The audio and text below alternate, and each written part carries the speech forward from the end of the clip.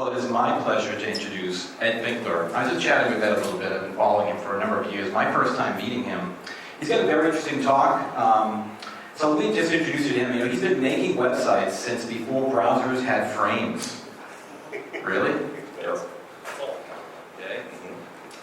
He is the co-host of the Development Hell podcast with Chris Harches. I'm reading someone else's notes. It also says he is also the partner emeritus of Fictive Kin. Is that right? Yep. Fictive Kin. And also the reason this fact is noted is because Lincoln, who wrote this, didn't even know what that word meant, it says. Oh, so, yeah. All right, well, anyway, he says this is a very important talk, I happen to know. I hope that it reveals a number of things that many people don't always talk about at events like this. I'm really proud to have it at our event. I know he's hosted this at a couple other events before. It's an important topic. I hope that you'll really bring it home and talk to others in your organization about this. I think it's really important. I think we all are responsible for many of the things that he's going to talk about today. So please welcome Ed Winkler. Thank you. Thanks, guys. I appreciate it. What a delightful intro. That was very nice. You just talked about who I am, and I'll give a little bit of background here. Like you heard, I'm a developer type. I'm a dad, and I'm a husband. I've been doing PHP a long time, like 17 years, and a web developer for more than 20. I'm an occasional musician. I'm kind of a big nerd. I like nerdy stuff. Nerd. But I also have a mental illness, or really I have a couple, which I'll talk about in a minute. Now, I'm just a person. I'm not in any way qualified as a licensed mental health professional or anything like that. I am certified in mental health first aid, but otherwise I am not the person you should come to diagnose you or anything like that. That's not my area of expertise. But I am here to talk about what it's like to have a mental disorder, and from my perspective, and kind of talk about it in the context of being a developer and being part of the tech culture and tech workplace. So I'm going to do a little informal survey. So I'm curious, how many of you, audience participation required at this event, how many of you, I would like you to raise your hand if you need glasses or contacts, some kind of corrective lens. Please raise your hand if you do. This is by far the lowest percentage I've ever seen of that. There's some good genes in this room. Now I'm curious, those of you who were brave enough to reveal that, are you ever afraid? I'd like you to raise your hand if you were ever afraid to tell people about it. Hey, I wear contacts. Is that a hard thing to get through? Do you think about, you worry, how am I going to tell my husband or wife, my girlfriend, my boyfriend, how am I going to tell them? So you wonder about that, yes, of course. Not anymore, but I used to maybe. You used to, right? Yeah. All four eyes thing in school. Yeah, well, so there is sometimes people get that. Yeah, right. Have you ever had people say, when you say, boy, I can't see that, I need to get my glasses, or I have my contacts out, or things like that. Have you ever had somebody say, maybe you're not trying hard enough? Has anyone ever told you that? Yeah, okay. Has anyone ever suggested, have you tried squinting? Has anyone ever done that? Anybody? I've heard that. Yeah, you've heard that. Has anyone ever said, but Go back, you can squint. maybe you could just squint Yeah. instead of using the glasses? You don't need a crutch. So, another thing is diabetes, and I have a familial history of diabetes, which is terrifying, but of type 2 diabetes. But I'm curious how many of you would feel comfortable talking with, say, a coworker or a decent friend, something like that, somebody you work with regularly, talking with them about diabetes. I'd like you to raise your hand if you think, yes, I'd be okay talking about that with them. So most everybody here, not maybe the thing that you'd bring up, when you first see them in the morning. Have you thought about diabetes? Maybe not. Now I just lost a brother to cancer, and I think there's a lot of people in here who probably have dealt with that, either been impacted by it or suffered from it. And I'm curious, it's a awful condition that impacts so many lives. I'm curious, how many of you would feel comfortable talking about that same coworker you kind of have in mind? I've been talking about cancer. Again, maybe not the thing that you bring up at the Christmas party, but it comes up and you discuss it. So most people have. Okay, I gotcha. Now, I'm curious, and you don't have to say you have one, you don't have to say anything like that, but how many of you would feel comfortable talking to that same coworker about a mental health issue? So, fewer of you, or a little more reluctant to do so. How about your boss? Curious. How many people would talk to their boss about it? All right, so a fewer. A friend or family member, would you be more or less willing to talk about that? So more willing, it seems like. That's interesting. So something I want to think about when we're talking about how we view illness and disability in society, and we'll think about that while we're talking about this stuff. I'll tell you a little bit about the things that I deal with. Now, I have a couple of things that are sort of primary things that I've been diagnosed with. And the first thing is generalized anxiety disorder. And for me, that tends to manifest where I have my emotional reactions or my nervousness or my anxiety about things are more extreme than oftentimes seems appropriate, and for not necessarily what you would think of as good reasons. Now, anxiety in and of itself is not necessarily a bad thing. It is a reaction to a perception of danger. So if I am being chased by a lion, that is entirely appropriate for me to be very, very freaked out and to feel like I need to run away or I need to kick a little ass here, do a roundhouse kick to that lion's head.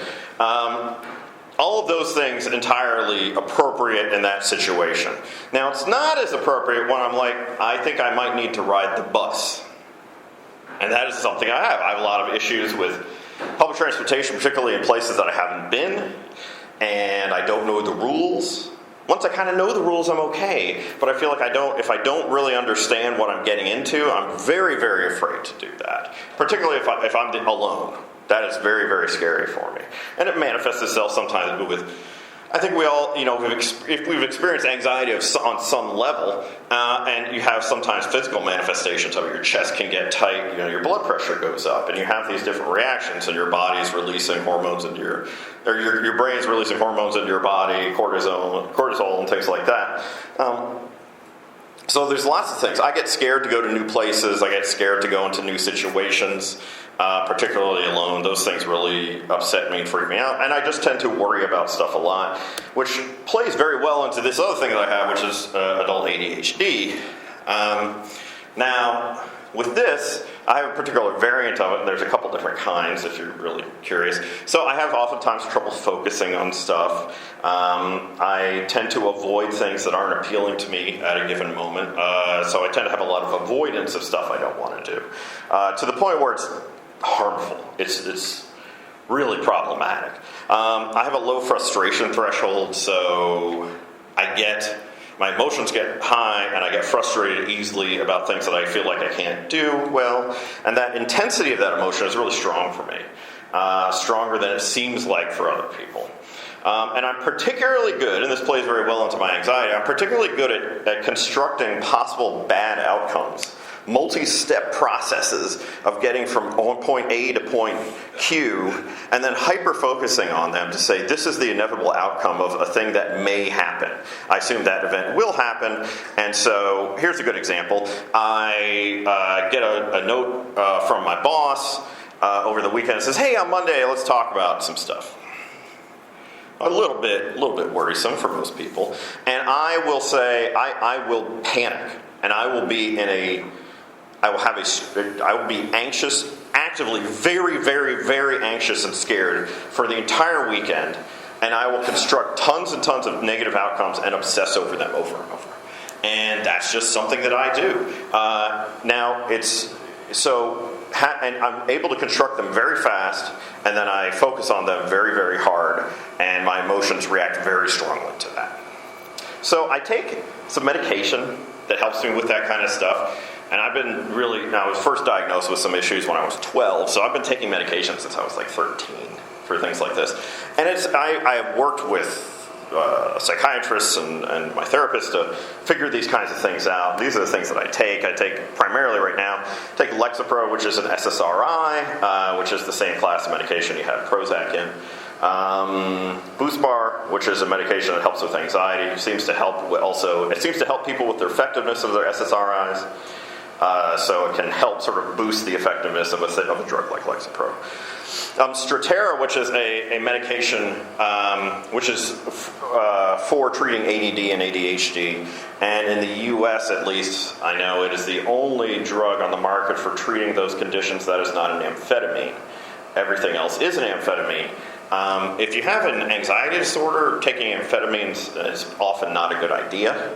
And so I can't take those things, even though sometimes I've had cases where, like, my insurance said, we're not going to pay you as much for Strattera anymore, so it's going to be 3 times as expensive, but perhaps you'd like some of this speed.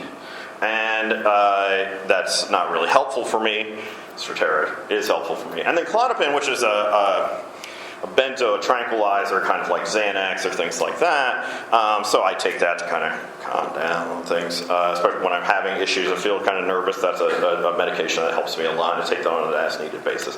And the other thing is I see a therapist. I see a therapist primarily to do evidence-based cognitive behavior therapy, which has a lot of success for treating anxiety disorders. Now, we don't just do CBT. We talk about different things. But I go about every 2 weeks, and I talk about how I'm doing, why I'm doing the things that I'm doing, why I did this stuff last week, talk about things where it's kind of problematic or things where it went well, and come up with sort of strategies to address that. And that's what I work on. Different therapists have different, sort of treatment techniques and things like that. So those are the things that I do to try to deal with that. Now, I've been dealing with this for a long time, and one of the things that's so problematic with it is feeling like you're the only person who's like this. And I think that this is an experience most people who ever deal with a mental disorder have, because of how much we talk or do not talk about these things. There's that feeling of being alone, and that nobody else is like you, that you're the only person who's having these kinds of experiences, that you can't cope in society, that you're never going to be productive, and that things are just going to end badly. And I felt that way for a long time.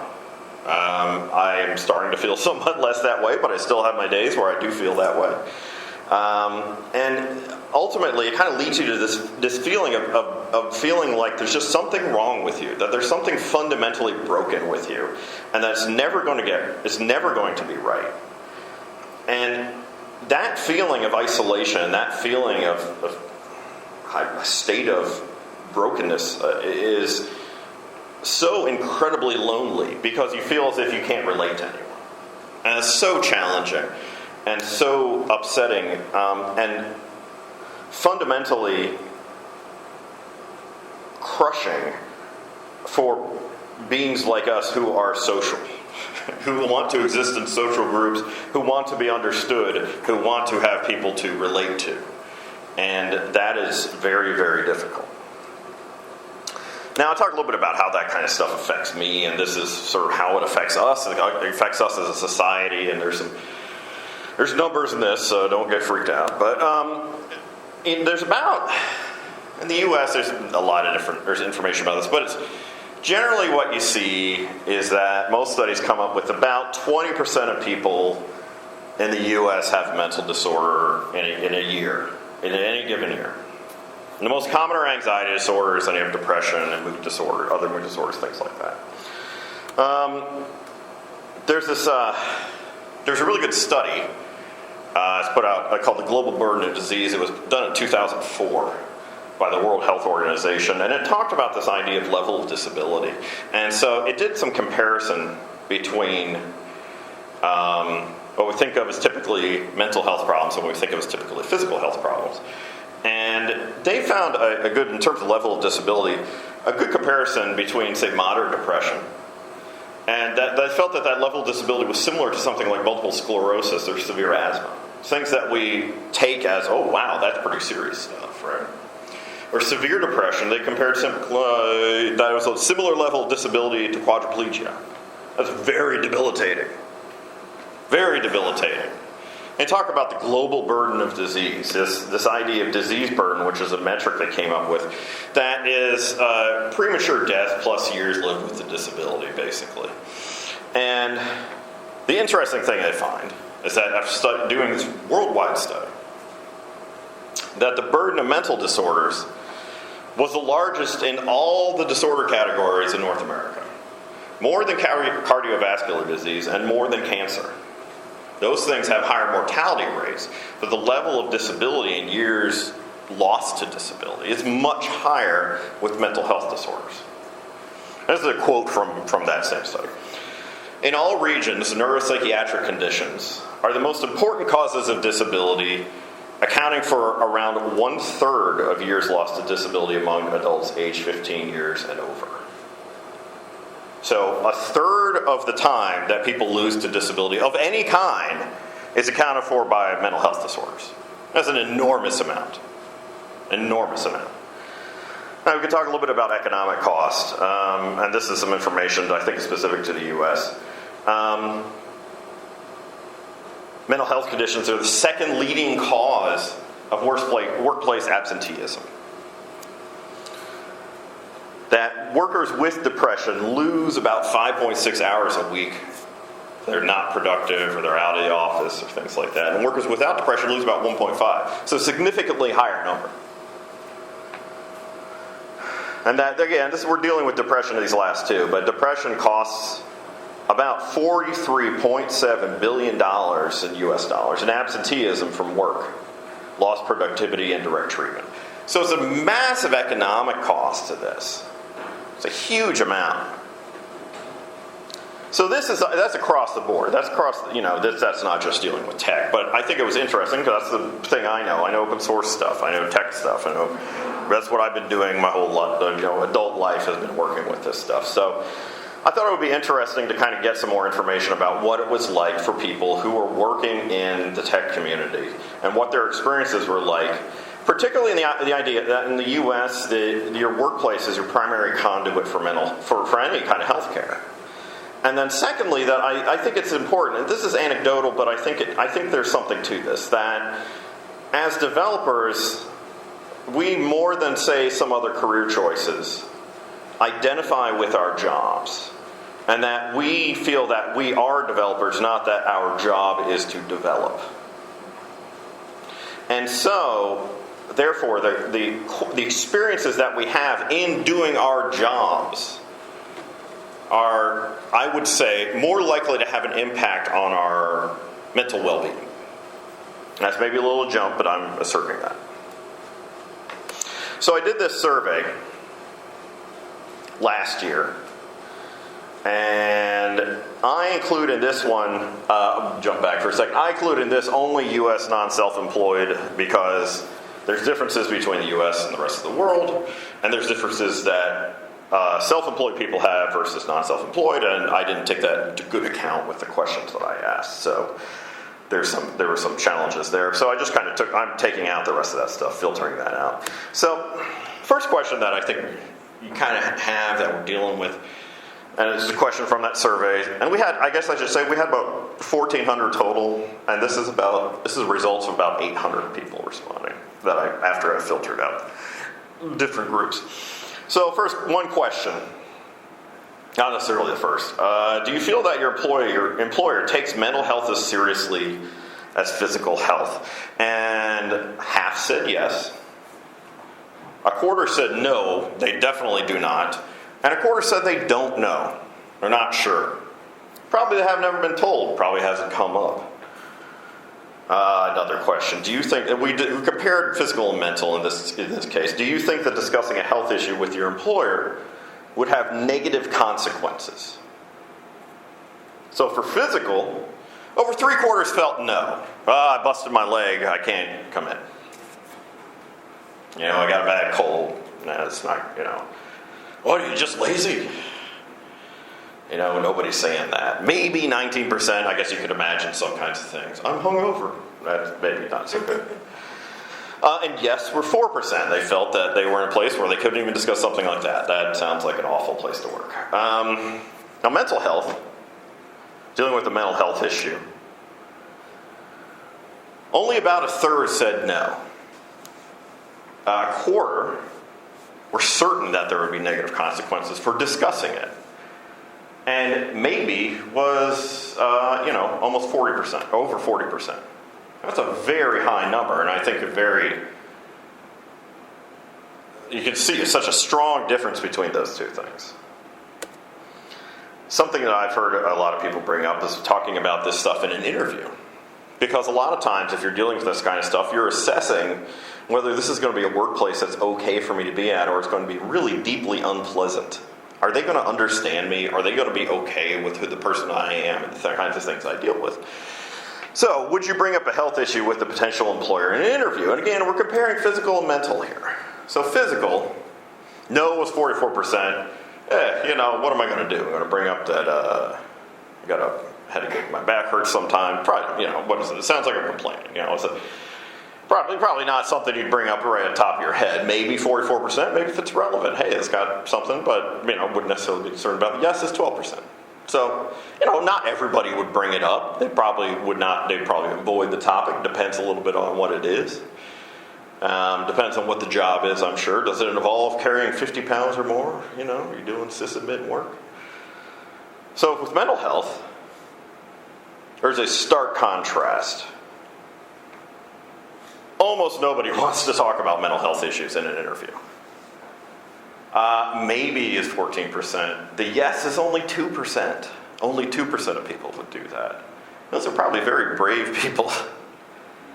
And they're afraid they don't want to bring it up because they're afraid they're going to not get a job because of it. And for what it's worth, that's illegal in the United States. Unless they are incapable of doing the job, you cannot deny somebody a job on the basis of a health condition. But it's very difficult to enforce that or prove that.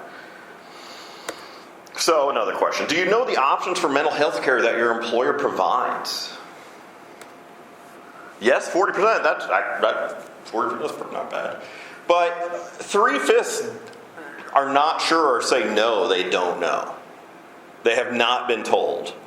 They have not been given all the, or at least they feel like they've not been educated about what the coverage is. What are the options that we have? Does your employer provide resources to learn more about mental health issues and how to seek help? Now, that's a primary thing for getting people to get help, is that you have to make it easy for them. There's a lot of resistance to that. I think based on this, only a quarter say yes. If you don't know, I'd say that's as good as a no. So employers are not providing that information, or not providing it effectively. An important aspect is your anonymity protected if you choose to take advantage of mental health or substance abuse treatment resources. Remember, these are people in tech like you and me. No is 2%. Certain that's not a good place to work. Only 30% though said yes, that they are confident that their anonymity is protected. Most say they don't know. They don't know what the situation would be. They don't know if they'd be protected. There are laws that are supposed to protect your anonymity, but they don't know if they're going to have that. How easy is it for you to take medical leave for a mental health condition? Now, I've had to take medical leave. I've sometimes taken it and said, I don't feel good. I'm not specific. I'm at a place now where I feel comfortable saying what's going on with me. But I have not always felt that way. A lot of times I say I'm sick, or I'm going to the dentist, or I'm going to the doctor. Well, this is technically doctor, kind of. Over half people don't know. They just don't know if it's okay or not. They're not told. Now, these green folks, 13%, very easy. That's great. That's great. Somewhat easy, 18%. Difficult, very difficult, so 14%. But the majority of people don't know what's going on. They haven't been given any information about that. And generally, I would say that with the lack of information, they're going to err on the side of not bringing up the issue. Well, the case is that sick workers don't work. People who are not well don't work, or they are far less productive at work. So this has a direct productivity impact, and is terribly widespread. Only 41% of people in the U.S. with a mental disorder receive professional help in a given year. So 60% aren't getting it. Not getting help. There is help available, particularly if you're working in this kind of a group that generally has decent economic resources at hand. Probably has insurance. Probably has enough money that they could go see somebody if they need to. This is dealing with depression, but half the people who seek help for depression wait 8 years or more. That's a long time to be suffering without getting any help. And the longer the delay, the more difficult recovery can be. But we know that people with mental health problems are more likely to seek help if someone close to them suggests it. And that's close to them. Oftentimes, think about the social groups that you talk to the most. A lot of times that's people you work with. They're probably the people you see the most. For good or for bad. So, if you're not dealing with that, you can still have a very positive impact in other people's lives. And given the numbers, it is absolutely the case that you have people in your workplace who are dealing with this right now, and you don't know about it because they don't want to talk about it. Why would they want to talk about it? They're afraid to. So to talk a little bit about trying to change that, trying to make the workplace safer.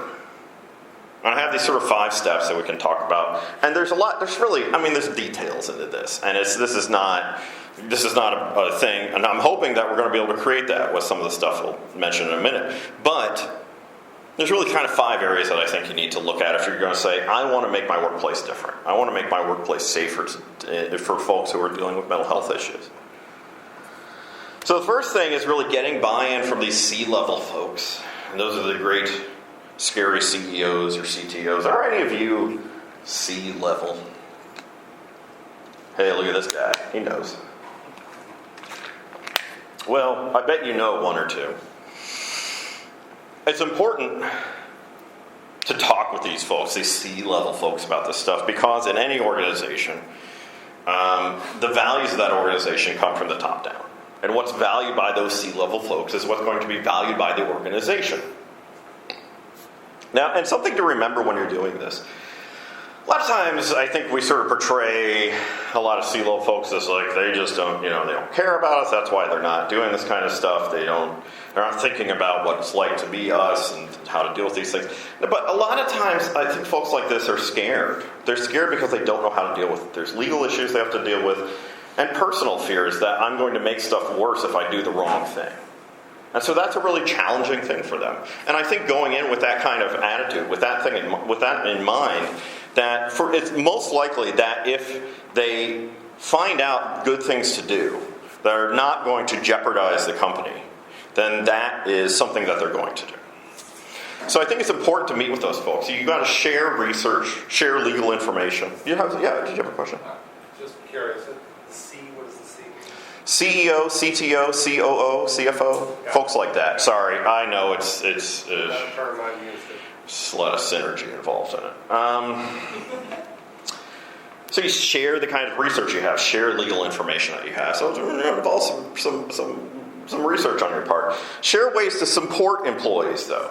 And some of those things are values that you have and that you can have in an organization that are going to help. Those are things like discouraging work hour martyrdom. How many of you work more than 40 hours a week typically? Raise your hand if you work more than 40 hours a week typically. All right, good on you if you don't. How about 50? Work more than 50. All right. Well, I just read something that there's good evidence that people who work more than 50 hours a week more likely to have strokes and I think cardiac arrest.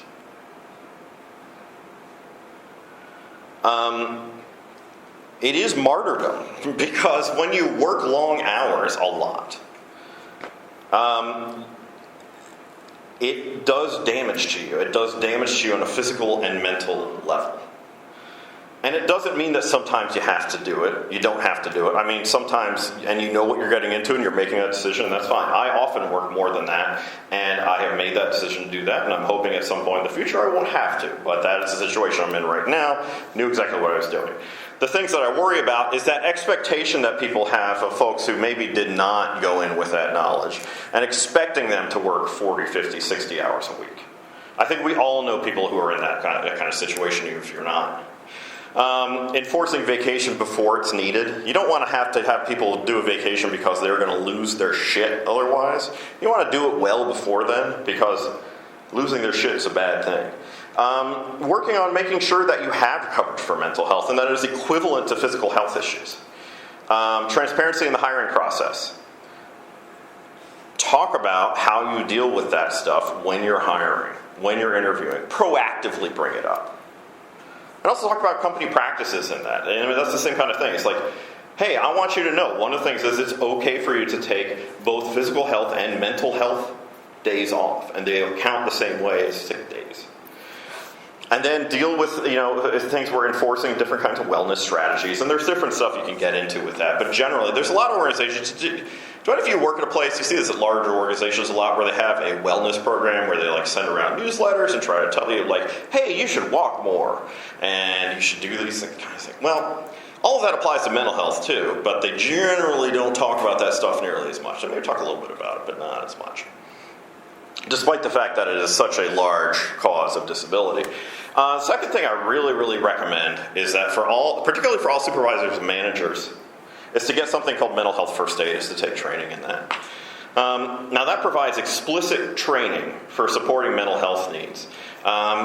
It helps you identify if there's a mental health crisis, and whether there is or not, it helps you encourage people to go how to interact with them, how to listen empathetically, and to encourage people to seek help. You're not supposed to diagnose them, things like that, but you're trying to help them. I think that executives, managers, and HR employees all could benefit from that, but particularly people who interact with a larger group of people are going to get a lot out of this. It is quite cheap to do. I think it cost me $50 to do a day session. It is usually cheaper if you do it in groups. I think the most it is $100 maybe in the U.S. It varies. It's available in 23 different countries, though. And I strongly believe you're going to use this way more than traditional first aid. It is very cool that you have CPR training and stuff like that, but this is something that I think you're going to utilize a lot more. I think a third thing is knowing local resources. There are some online directories for things, but in general, it is not the case where it's like, I really want this Korean barbecue. I want to find the best Korean barbecue in town, and I could be anywhere and I can look it up on Yelp and it's going to tell me. There is not something like that for mental health stuff. There may be directories of people who are registered psychiatrists and sometimes therapists and things like that, but a lot of times general resources, which includes things like crisis lines, which includes things like group meetups, things of that nature, organizations to help people get help who maybe don't have the kind of money or resources that they would need to just walk into a doctor. A lot of those things, those are not easy to find, and what you have to do is you just have to know your local resources about it. Now, typically there's a couple of organizations that have chapters in a lot of different places, and they will know what their local resources are. The NAMI or Mental Health America, one of those, there's a good chance you're going to find a chapter of one of those in your area or somebody like it, and you just call them up and say, hey, I want to be able to have a list of local resources that I can hand out to people. Can you please help me? And they would love to help you. That's exactly what they do. That's why they exist. And you compile that information in one place, not all over the place, not where it's hard to find. And you don't hide it in the employee handbook on page 200. It's something that you make sure that's easily available and to find. Now, knowing your coverage is really, really essential too. And really the key is here making mental health coverage transparent, so it's not hard to figure out, it's not hard to understand. It's important to disclose all aspects of the company benefits programs, including physical health and mental health issues. And giving employees opportunities to meet with the insurance reps to answer questions one-on-one in a private fashion. All of that stuff is really, really important. And then actively engaging, and I emphasize actively engaging and educating. And there's really kind of three parts to that: awareness, resources, and promotional wellness, which touches on all the sort of stuff we've been talking about. Awareness really is about dealing with this is a thing, and this is kind of what it's like for folks. And there's some good organizations that deal specifically with tech. MH Prompt, the Prompt organization that raises money to pay for people to go give talks at conferences and at companies to talk about mental health issues specifically to tech, is a great organization that I've participated in. There's also resources we talked about, like local resources, online resources, tools that you can get. There's a lot of good iOS. I'm sure there's good Android apps too. I don't know. But I'm sure there's some decent stuff out there. Identifying those things, making those things available in multiple places, and actively telling people about them. It's not enough to just sort of put a little poster up on the bulletin board in the break room and say that, well, I've done my job. Now my responsibility is met. And it may be in a legal fashion that it is, but in a fashion of, am I actually helping people to be better so that they can do good work and be happy and productive? You need to do this stuff. And really, this ongoing promotion of wellness, which includes things like educating in public forums, talking about these kinds of things, coming up here and saying to everybody, hey, let's talk about this stuff for a minute. Not singling people out in front of everybody, but talking about this kind of stuff.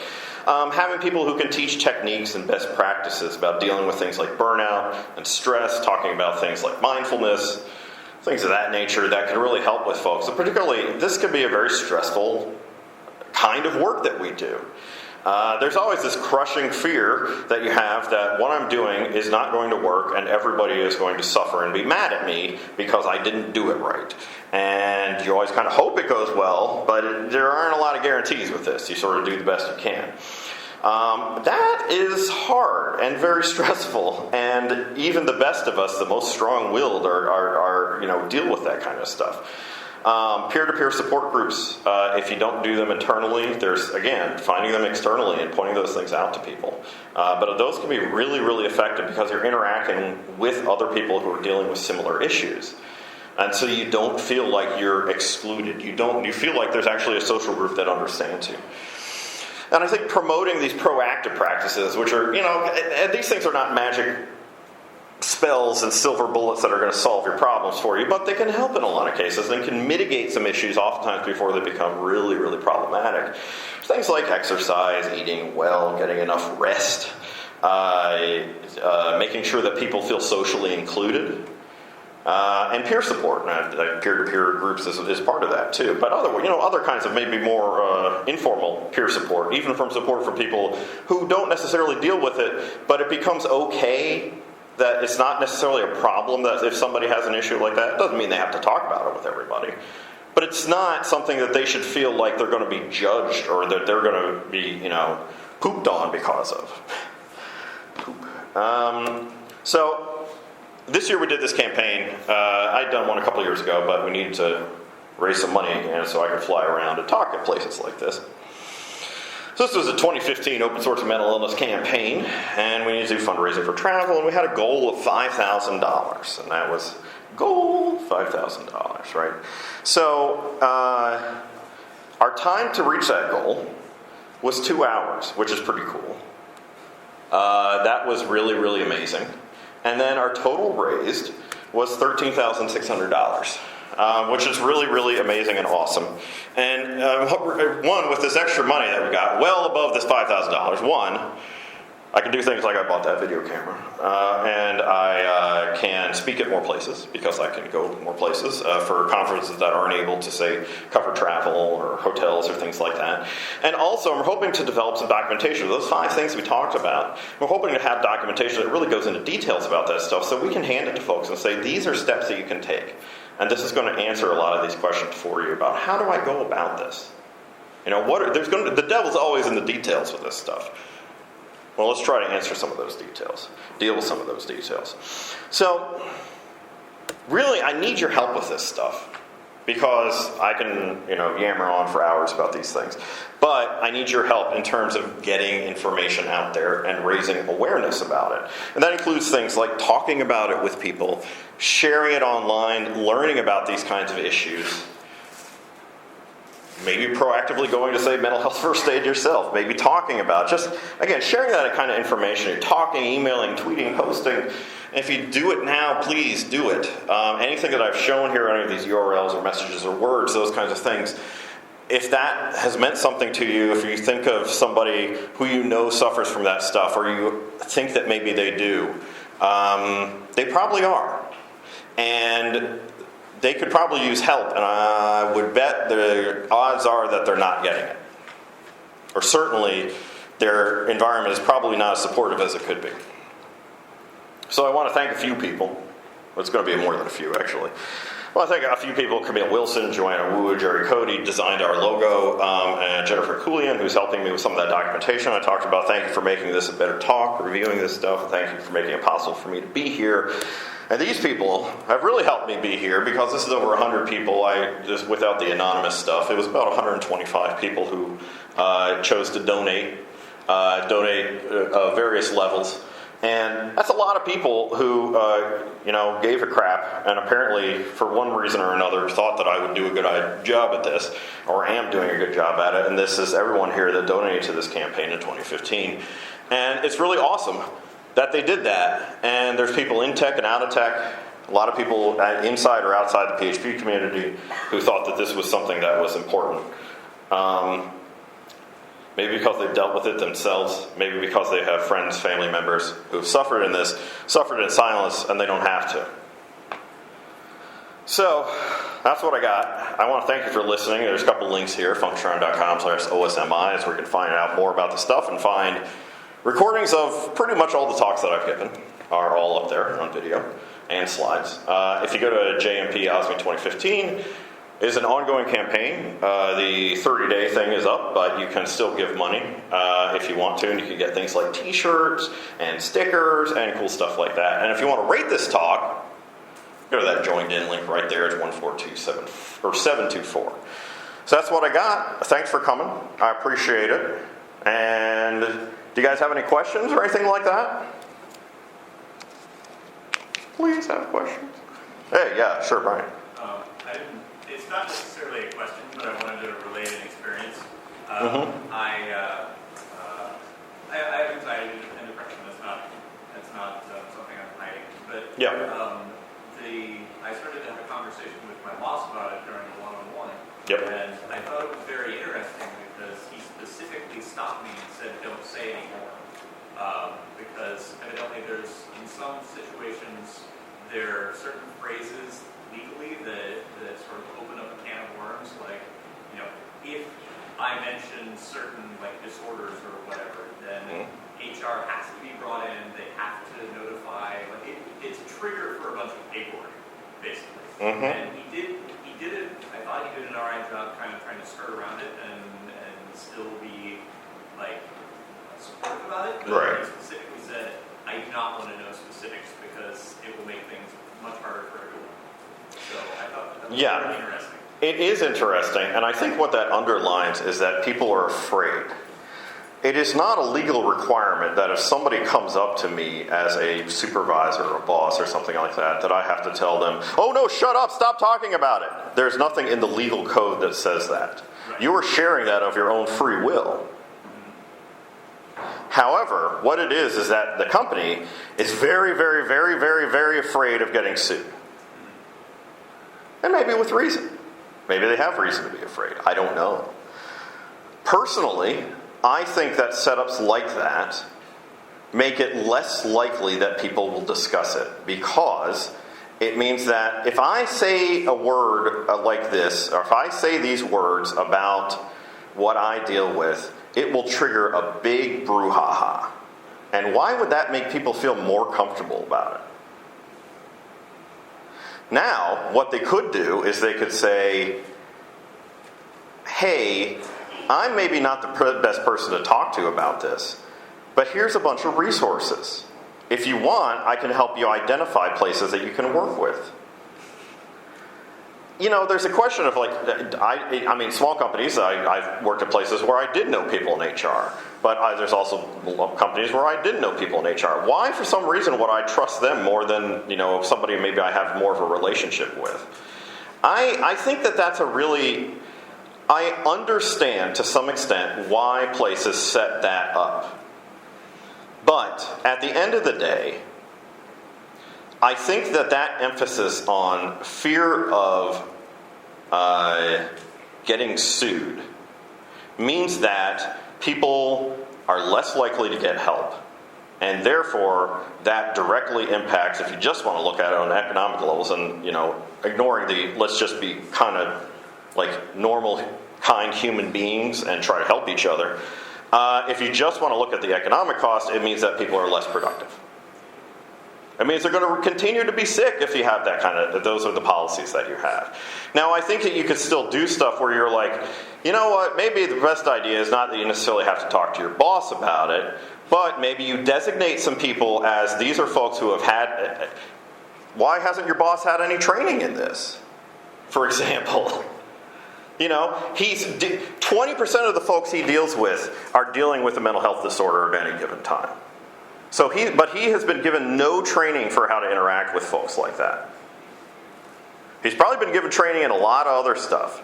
But this is training that's super, super cheap and is going to help a ton of people. So if the only thing that they're doing, if I don't see an organization that says, hey, you know, we really need to protect ourselves, this is the kind of thing. But you know what? We also do all this stuff to make it really clear where the resources are. This is how to get help. These are people who do have training. They're designated, and you can talk to them. And you know, we've got all this stuff. We're super transparent about all our policies. That I can kind of understand. An organization like that is, I don't want to be overly negative. They are doing the minimum to protect themselves from the business being hurt. But they're not really doing what they need to do to protect their employees so that they can be productive and happy. The emphasis isn't on having, because they don't think they don't realize how important it is. I don't think it's that they don't think it in a light of evidence. I think it's that they have lawyers who are telling them, oh shit, you shouldn't say anything about that. And a lawyer will always, I guarantee you, I have friends who are lawyers. They will tell you, well, somebody could say something like this, and then they could do that. And they think of worst-case scenarios at every time. It's like letting your security team dictate all of your decisions. And that's not a good idea. It's degrees, right? And there are degrees in the same way of legal protection. And you have to make, as an organization, you have to make a decision about what you value. So, yeah, it does set off stuff like that. I think you could mitigate a lot of that if you took a bunch of other steps that kind of sounds like they didn't really take.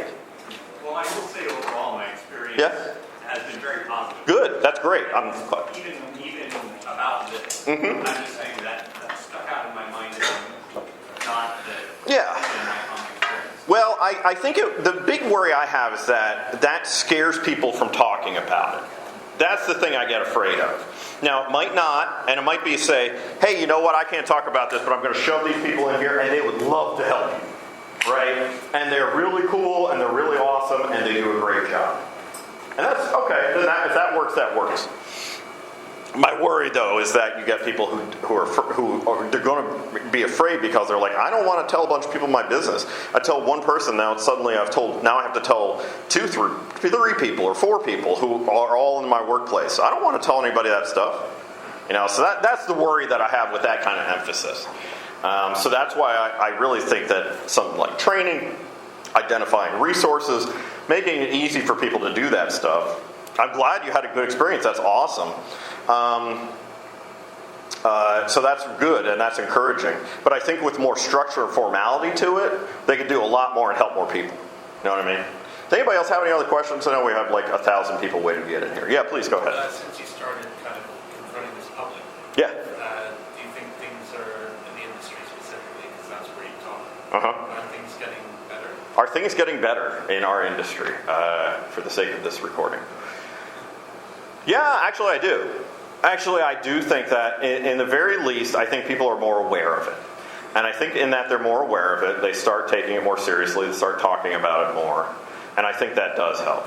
I think formalizing some of this stuff about, it's kind of like, this is an important thing. And we've kind of been saying this is an important thing for a couple, 3 years. Then you're just like, okay, well, what do I do? Right? Okay, so what do we do? They start going in that direction. It's kind of like, well, how do we solve that problem to some extent? And that's what we're trying to do. I do think it's getting better. I do think I see a lot more awareness of it, and people who are comfortable, they don't have to be comfortable coming up and announcing to everybody in the world that they have XYZ going on.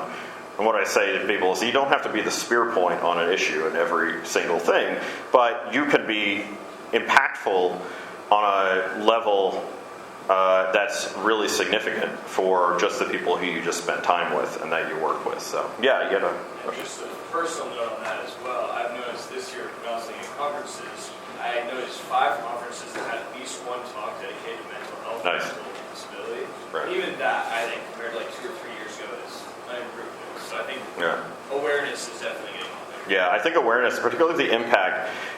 I will tell you, anecdotally, I think that the particularly anxiety and depression are probably higher. This is anecdotally, are probably higher amongst developers. The problem is there's almost no research. So all I can say is observationally, I kind of get that impression. There's no evidence for it, so don't quote me on it. But I believe that it is the case that it is, and it is a very significant problem that we're starting to confront more seriously.